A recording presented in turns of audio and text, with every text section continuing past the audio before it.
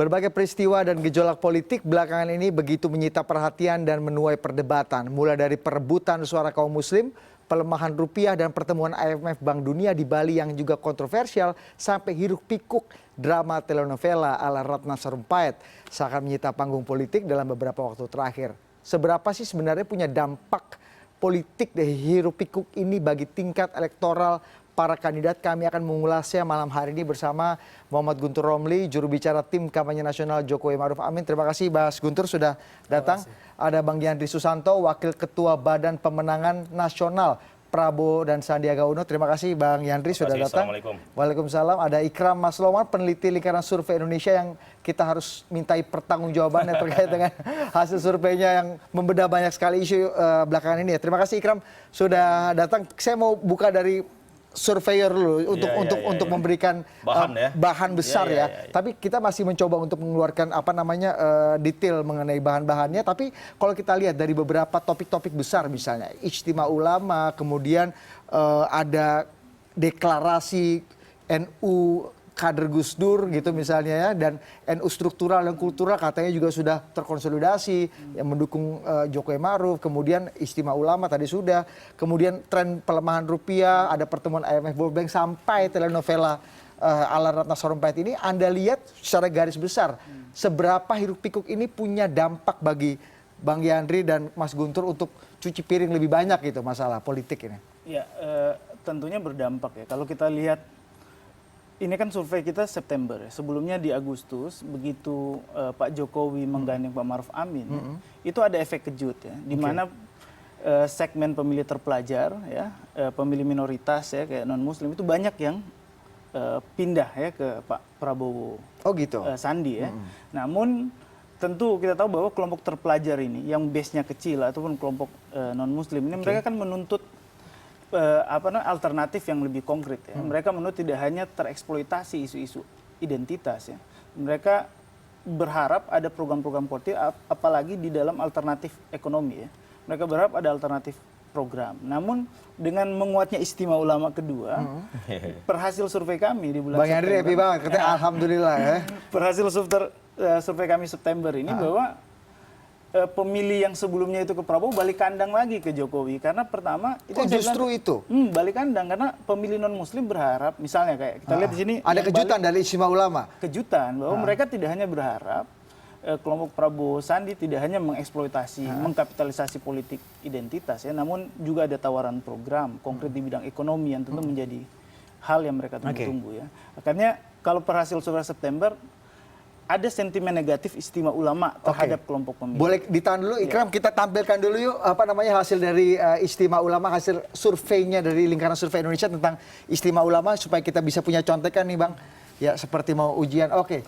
Nampaknya masih punya kendala lagi. Jadi Anda lihat pemilih Jokowi Maruf yang tadinya migrasi ke Prabowo Sandi pasca Ijtima Ulama justru kembali ke kandangnya, kembali ke Jokowi Maruf. Ada sentimen negatif di pemilih minoritas non Muslim tadi ya. Kemudian di kalangan pemilih terpelajar, kita tahu pemilih terpelajar ini kan walaupun base-nya hanya 9% ya. Namun mereka influencer yang baik. Mereka bisa mempengaruhi segmen yang lain, namun catatannya mereka kritis ya. Nah, kalau tidak ada alternatif program, itu mungkin dugaan kami bahwa menjadi alasan kenapa ada pergeseran suara. Baik. Kita bicara momen per momen politik ya, supaya kita lebih enak diskusinya. Kita bicara Ijtima Ulama dulu. Siapa yang paling diuntungkan? Siapa yang punya berkah buah elektoral dari Ijtima Ulama kedua ini? Ya, kalau kita lihat di Ijtima Ulama ini ada kelompok yang datang ya. Yaitu kalau di sini di segmen PA21 ya, walaupun base-nya kecil. 212.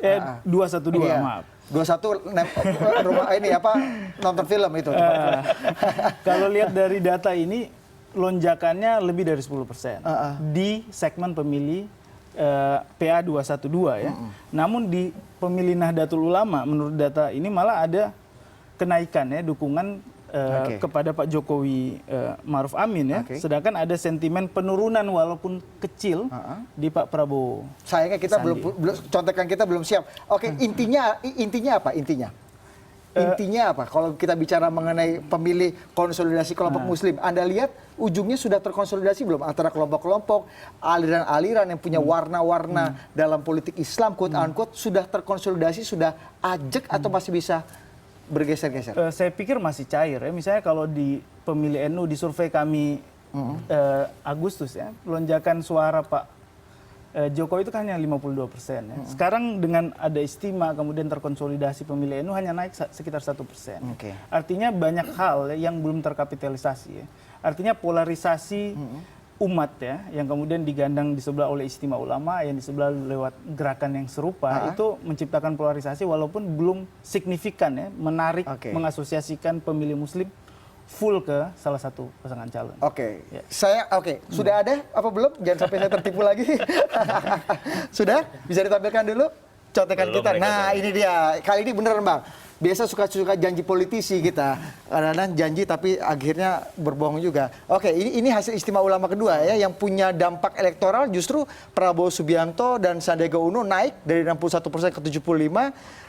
Jokowi Maruf Amin justru mengalami penurunan ya, namanya Ikram ya. Di segmen Saya mau kedua. minta komentarnya Bang Yandri dulu. Ini hasil yang sudah sangat diperkirakan. Bom elektoral dari istimewa ulama ini punya daya dukungan elektoral yang cukup baik itu Bang Yandri. Saya kira siapapun yang maju sebagai kandidat capres ya di Republik Indonesia ini memang faktor suara umat Islam itu menjadi penentu. Jadi memang tidak bisa dianggap remeh dan tidak bisa ditinggalkan. Kalaupun misalkan ada salah satu partai bilang kami nggak butuh suara umat Islam, menurut saya itu kurang pas. Ada tuh yang bilang begitu tuh. Ya, di media banyak sih bisa dicari.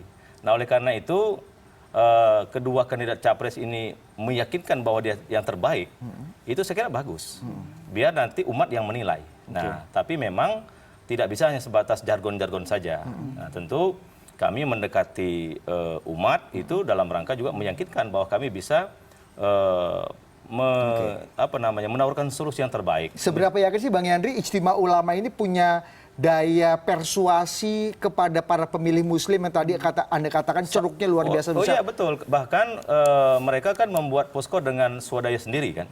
Jadi mereka cetak spanduk sendiri, pasang di pesantren mereka sendiri, cetak kemudian pasang di rumah mereka sendiri. Itu artinya sangat masif dan itu bagi kami sebuah keberuntungan, artinya tanpa dimobilisasi secara langsung oleh tim sukses pusat maupun di daerah, tapi mereka secara sadar bahwa memang presiden harus berganti dengan tentu kami tidak sekedar hanya mengganti presiden, nah, capres harus menawarkan program yang lebih menyentuh, misalkan masalah hari ini kalau kita lihat di bawah bagaimana emak-emak itu misalkan saya baru pulang dari dapil, saya tanya gimana emak masalah listrik Pak katanya, nah, itu loh ya kan, atau gimana nih harga kalau dulu 100.000 itu bisa banyak bawa barang-barang di pasar. Sekarang sementara pendapat kami tidak bertambah. Jadi nah, meskipun itu artinya kita juga nggak bisa serta-merta bahwa mengatakan ijtima ulama itu menjadi faktor yang cukup signifikan. Nah, tetap kita harus iringi bahwa memang umat ini harus diberdayakan.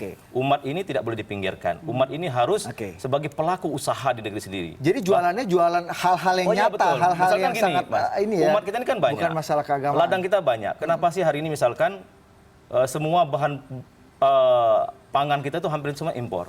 Jagung impor misalkan, kemudian beras impor, ya kan kata Pak Jokowi nggak perlu impor kan. Nah, kenapa misalkan umat ini nggak diberdayakan? Saya kira itu tawaran-tawaran kami yang akan kami lakukan. Jadi penting kita meyakinkan bahwa kedua capres ini ya adu gagasan. Gitu loh. Jadi nggak takut kehilangan ada migrasi lagi kalau memang ini tidak diisu identitasnya tadi kalau tidak dari Mas dikawal. Ikram tadi kan kenapa dia bermigrasi kan ini orangnya sangat cepat berubah.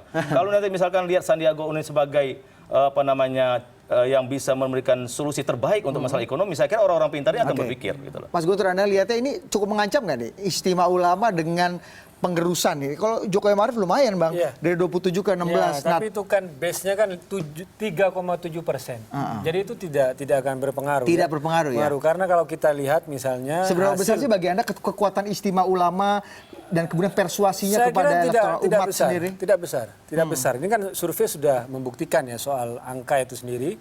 Kemudian base-nya juga 3,7%, jadi tidak terlalu menentukan.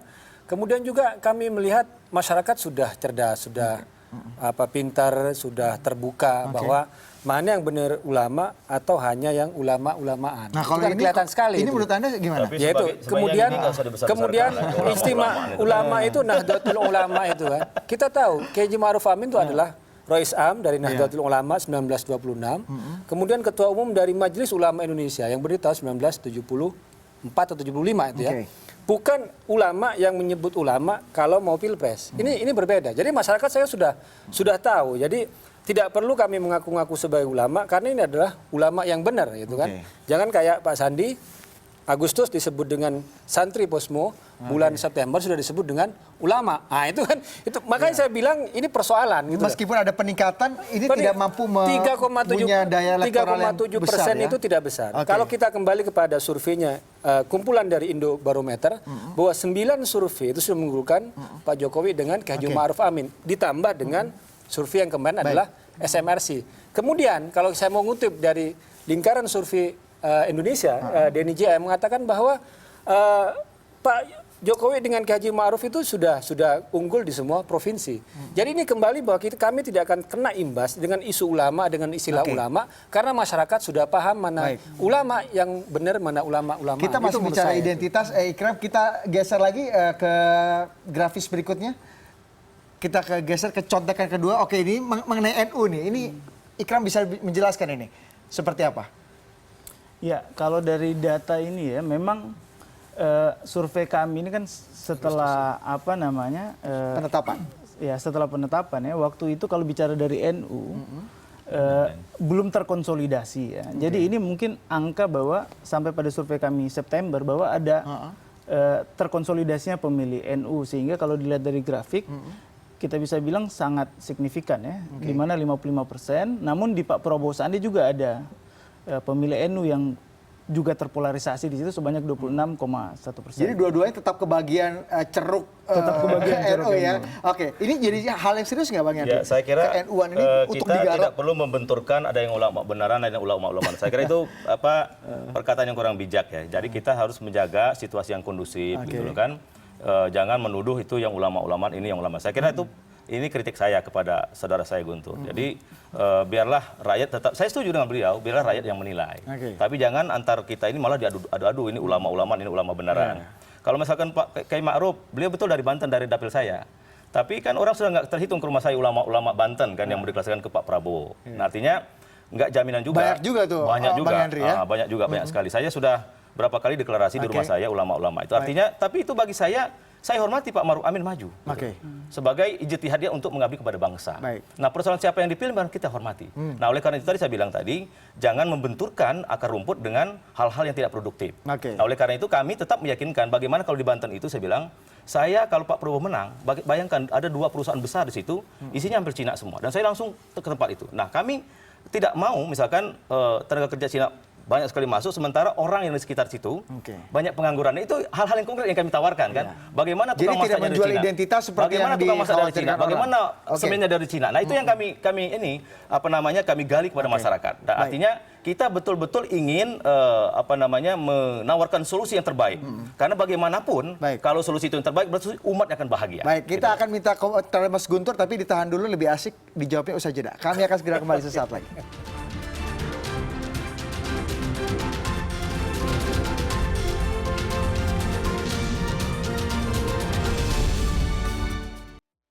Sebenarnya saya janji ke Mas Guntur untuk komentar, tapi kita lanjutkan dulu biar cepat. Mas Ikram, boleh ditampilkan lagi. Tadi kan kita melihat bagaimana basis NU, oke, ini apa nih? NU ya, masih tadi ya. Kita geser ke survei yang lain. Basis NU Jokowi Ma'ruf menang, Prabowo Sandiaga, tapi nggak terlalu jauh nampaknya itu ya, Ikram ya, nanti bisa dijelaskan. Kemudian ini apa ini? Dukungan Muslim ke Jokowi Ma'ruf dan Prabowo Sandi naik sedikit. Naiknya sedikit. Oke, next. Satu lagi, biar sekalian dikomentari. Oke, namun dukungan non-Muslim ke Jokowi Ma'ruf naik drastis justru. Ini agak berbeda dari fenomena kejutan di awal survei Anda pasca penentuan calon ya, Ikram. Apa yang bisa Anda jelaskan tentang dukungan Muslim dan non-Muslim ini? Ya, memang kalau dilihat data ini ya memang Pak Jokowi Ma'ruf Amin itu ada eskalasi dukungan ya. Sebenarnya ini bisa terbaca dengan kita tahu bersama sebelum penetapan itu ya, sinisme publik yang diciptakan oleh beberapa kelompok identitas mencoba menjauhkan ya sentimen keagamaan Pak Jokowi ya, sehingga tentunya dengan adanya Pak Ma'ruf Amin ya, itu cukup terkanalisasi ya, bahwa orang yang sinisme publik yang memiliki persepsi keagamaan terhadap Pak Jokowi yang kurang signifikan itu terbantu dengan termasuk juga memutus semua isu-isu keislaman yang kemudian ditujukan ke Pak Jokowi ya, bahwa yang rebound ini kan justru pemilih non muslim yang pada awalnya bermigrasi cukup banyak meninggalkan Jokowi Ma'ruf, sekarang sudah kembali ke kandang kata Anda ya. Ini apa penjelasannya? Ya, kalau non muslim kan memang mereka menanti ya ketika Pak Jokowi mengangkat Pak Ma'ruf Amin, itu terbaca bahwa ada sentimen yang ikut juga ya memainkan politik identitas ya sebagai antitesa di kelompok Ijtima Ulama ya. Nah, kemudian ada efek kejut, kemudian para minoritas non muslim kemudian mendukung Pak Prabowo Sandi ya. Namun yang mereka harapkan adalah kalau di kelompok minoritas bahwa mereka mengharapkan program konkret yang kemudian tidak eksploitasi terus isu-isu politik identitas ya. Dengan menguatnya politik identitas yang kemudian disuarakan lewat istimewa dan seterusnya jalur-jalur Islam seperti itu, tentunya di non muslim ada resistensi ya. Kemudian menjadikan kalau lihat dari ini ada pergeseran suara ya, balik kandang antara dari Pak Prabowo ke Jokowi. Ini menandakan bahwa dalam beberapa bulan ke depan politik identitas tidak akan di-highlight jadi topik utama kampanye kedua calon? Sebenarnya kalau target memperluas dukungan ya, termasuk kelompok minoritas ya semestinya tensinya diturunkan kemudian mengangkat isu-isu yang konkret. Seperti kata Bang Yandri tadi, isu-isu ekonomi, isu-isu kerakyatan. Dan kalau ekonominya bagus lah umat juga yang benar. Saya ingin menjawab dulu istilah Bang Yandri itu. Saya minta memang kita berhenti bermain-main dengan istilah santri dan ulama. Santri itu perjuangannya luar biasa, Bang. Betul. Sebelum itu merdeka orang belasan mondok puluhan tahun itu santri gitu loh. Jangan sampai dikasihkan ke Sandiaga Uno yang lulusan SMP atau SMA Kristen gitu loh. Ini jangan main-main. Maksudnya saya tuh santri, jadi nggak terima kalau itu dipakai untuk istilah politisasi agama. Kalau itu yang kedua juga adalah istilah ulama. Istilah ulama. Satu aja yang ngomong. Ulama itu bahaya juga. Jadi kita berhadapan dengan Rois Am PBNU ya, Kiai Haji Ma'ruf Amin dan Ketua Umum MUI gitu loh. Jadi jangan lagi dilegitimasi dengan istimewa ulama yang semuanya itu bilang ini apa sih? Itu hanya politisasi istilah gitu loh. Kalau memang mau bicara soal program ekonomi, ayo kita bicara soal program ekonomi. Kalau kami nggak mau istilah pakai istilah politisasi dan sebagainya. Bagi kami sekarang istilah ulama itu sudah masuk dalam pengambil kebijakan, decision maker. Itu yang paling penting bagi kami. Nggak perlu lagi istilah ijtima dan sebagainya, karena itulah yang ke depan kami pingin bahwa ulama dan umara itu yang ke depan. Anda prediksi politik identitas, keulamaan, keumatan ini tetap akan menjadi narasi yang dijual tetap, Bang? karena kelompok sebelah itu tetap mau memainkan isu-isu ini.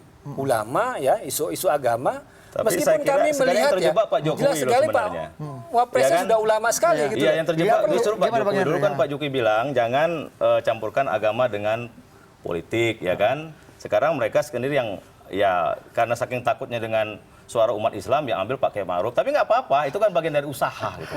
Tapi saya yakin umat di bawah itu tahu mana yang benar-benar untuk umat, mana yang cuma pencitraan gitu. Dan istimewa ulama dan pertama, saya kira itu akan menjadi ulama, ternyata bukan, gitu penilaian tersendiri dari itu masyarakat. Persoalan gitu. Nah, apalagi tuduhan misalnya di situ ulama-ulamaan, itu saya kira kurang bijak. Nah, oleh karena itu sekali lagi kontestasi istimewa ulama itu adalah mantan marketing harus menjadi jadi umat gitu loh.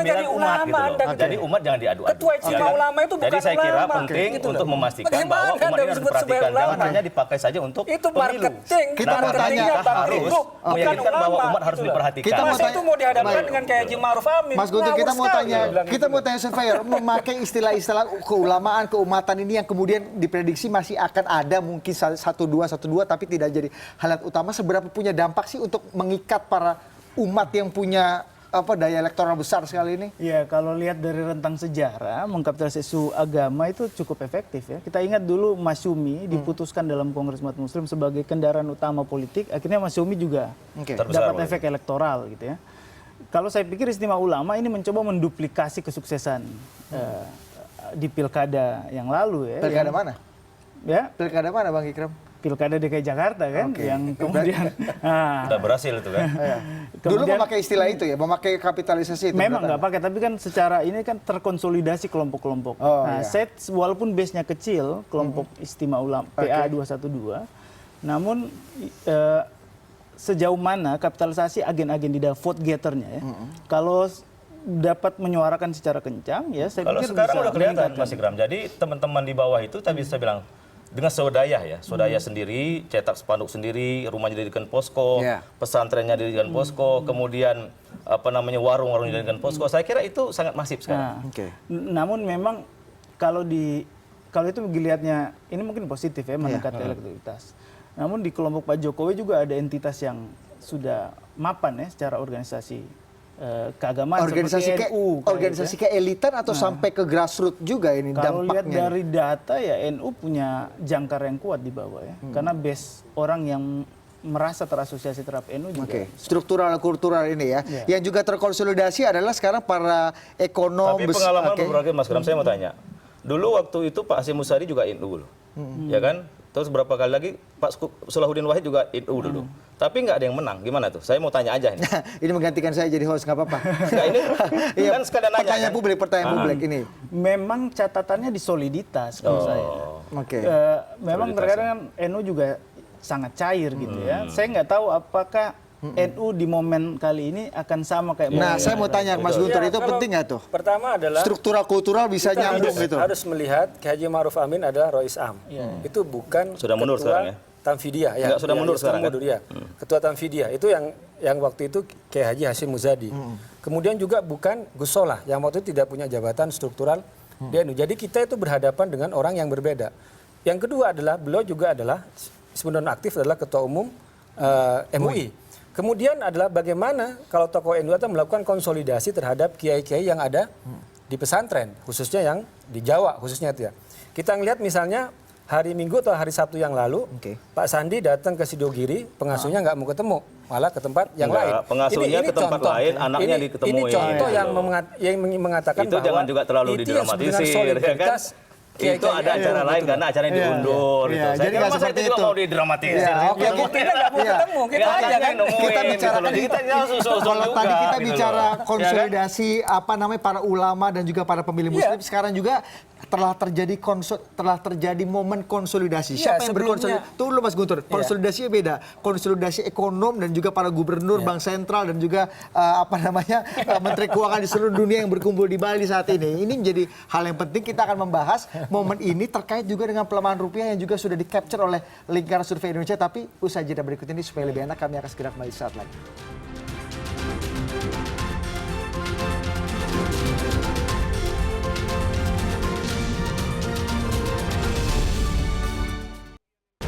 Konsolidasi umat dan ulama sudah kita tinggalkan. Kita bicara mengenai hal Ekonomi. yang ekonomi. Ini 15 menit terakhir kita bicara ekonomi, ada Oke. isu-isu lain juga. Salah satunya adalah pelemahan rupiah yang punya dampak juga pada elektoral. Gimana Ikram, Anda jelaskan ini? Nah, ini pertanyaan Anda nih. Apa yang bisa Anda jelaskan nih? Anda lupa lagi sama survei Anda? Enggak kan, ingat kan?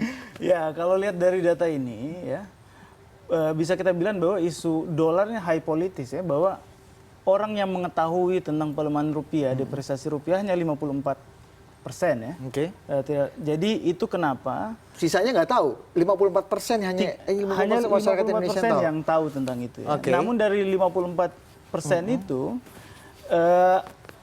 tentunya mereka nggak suka ya tentang pelemahan itu dan mereka khawatir ya terhadap pelemahan itu 83,8%.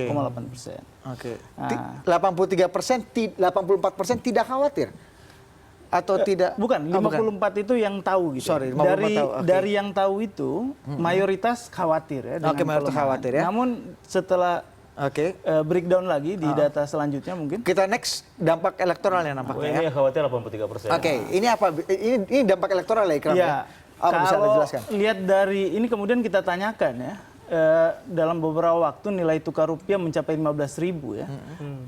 Apakah Ibu lebih mendukung sama saja atau lebih tidak mendukung terhadap Jokowi? Nah, jawabannya apa? Nah, efek elektoral memang ada sentimen tapi tidak signifikan ya. Faktanya masih ada 50% yang mengatakan sama saja ya dukungan, tidak menggerus dukungan mereka ya. Kemudian lebih 20% menganggap lebih tidak mendukung dan lebih mendukung 14%. Oke, artinya apa? Bahasa manusianya Anda bisa terjemahkan lebih Bahasa simpelnya singkat apa lagi. itu? Artinya kasus dolar ini belum berimplikasi signifikan terhadap tergerusnya dukungan Pak Jokowi Ma'ruf ya. Karena isu dolar ini pasti akan menggerus atau berdampak pada Jokowi Ma'ruf ya. Karena pertama yang mengetahui hanya 54%. Dan yang kedua kalaupun kita menganalisa, sebenarnya kan isu dolar ini segmented ya, orang yang beraktivitas menggunakan dolar, kemudian ada terpengaruh. Sebenarnya kan kalau saya pikir berimplikasi langsung ketika dolar ini mempengaruhi basic need yang lain ya. Mungkin itu bisa merubah signifikan dukungan ya. Saya mau tanya Bang Yandri, gimana? Ya, saya kira ini survei wajar begini ya, karena betul kurang begitu sebagian besar masyarakat kan belum merasakan dolar ini naik ya, karena baru. Nah, dia akan terasa nanti kalau harga-harga mulai naik. Kenapa? Misalkan sebagian besar bahan pokok kita ini kan dari luar negeri, dan itu kan bayar pakai dolar. Kalau misalkan nanti para pengimpor itu harus menaikkan nilai harga jualnya, itu kan akan terasa kepada akar rumput. Nah, mungkin di situ nanti kalau Mas Ikram mau survei mungkin ada lagi pengaruhnya terhadap elektabilitas Pak Jokowi. Dan Anda percaya ini punya pengaruh? Mereka tidak melihat nilai dolarnya, tetapi akibat dari dolar itu. Itu sudah mulai terasa belum? Ya, kalau sekarang belum ya. Tempe setipis kalau sekarang ATM belum yang ya. kemudian Kalau sekarang dikatakan belum. itu Kalau belum misalkan Pak terasa, Jokowi bisa menahan dolar ini ke arah yang lebih baik, mungkin nggak akan ada pengaruh. Tapi kalau misalkan terus naik dan itu mempengaruhi nilai-nilai jual di bawah, merendahkan atau menurunkan daya beli masyarakat, itu akan berpengaruh. Jadi mereka nggak lihat nilai dolarnya, tapi bagaimana terasa dampaknya itu. Gitu. Anda lihat ini kalau bahasa Betawinya ngepek apa kagak gitu? Berapapun harga dolar, selama harga kebutuhan itu nggak naik, itu mau digoreng dengan apapun itu nggak akan ngefek, ya nggak akan berdampak. Karena persoalan di situ. Kenapa? Karena faktanya inflasi ya di zaman Pak Jokowi itu terendah di pemerintahan ya dari sejak zaman SBY sampai sekarang. Jadi itu menunjukkan bahwa ada stabilitas harga sampai pada momen-momen tertentu. Lebaran pun harga pokok itu tidak naik. Jadi isu dolar, naiknya dolar itu ada isu yang sangat elitis ya. Dan itu baru akan berdampak kalau ada kenaikan bahan-bahan pokok. Nah, di situ dan sekarang betul. Dan itu belum terjadi. Dan itu sama-sama sepakat pada tahap itu ya. Iya, betul. kenapa? Karena memang gejolak dolar itu lebih kita sebut dengan gejolak eksternal karena ada persoalan eksternal. Kalau masalah ini sangat elitis atau merakyat, kita dengarkan komentar dari ekonom Rizal Ramli dan sekaligus Presiden Jokowi tentang pertemuan IMF dan World Bank yang saat ini ada di Bali. Boleh kita putarkan? Topik yang kedua menyangkut sidang IMF Bank Dunia di Bali. Memang dari segi biayanya luar biasa besar. 830 miliar. Ada estimate lain-lain mungkin lebih besar lagi. Itu nyaris 70 juta dolar. Setahu saya ngadain conference internasional, biasanya 10 juta dolar udah hebat, mewah. Cuman kami sedih sekali kok dalam suasana keprihatinan, bencana di Donggala, di Palu, di Lombok, kok semangat jor-jorannya ini nggak berhenti. Semangat kemewahannya ini luar biasa. Saya kira tidak ada pesta Bank Dunia kayak begini nih di negara lain. Ya, bahwa annual meeting sebesar itu 15.000 yang datang, itu jadi rebutan semua negara, karena meeting seperti itu pasti memiliki dampak, paling tidak memberikan citra yang baik terhadap negara yang dipakai untuk pertemuan itu. Pertama, yang kedua mesti yang ditanyakan anggaran. Anggaran itu dipakai untuk memperluas Afron di Bandara Bali, dipakai untuk membuat terowongan di persimpangan yang ada di Bali sehingga tidak macet. Artinya itu juga nantinya setelah ini juga akan kita gunakan terus. Terowongannya juga akan digunakan terus, ya kan? Kemudian apron untuk parkir pesawatnya, bandaranya juga dipakai terus. Bukan sesuatu yang hilang. Bahwa mereka tuh membiayai dirinya sendiri kok. Hotel juga bayar sendiri. Ya kan? Makan juga bayar sendiri. Apa? Ya, Ya kita harapkan ini justru akan memperkuat promosi kita untuk Bali, promosi kita untuk tempat-tempat wisata yang ada di Indonesia. Oke, kita akan bahas ini mengenai ini seberapa penting isu ini di-highlight sampai Pak Prabowo mengumpulkan para ekonom dan langsung meng-highlight soal ini. Bang Yandri, kita akan tanya Bang Yandri usai jeda berikut ini. Kami akan segera kembali.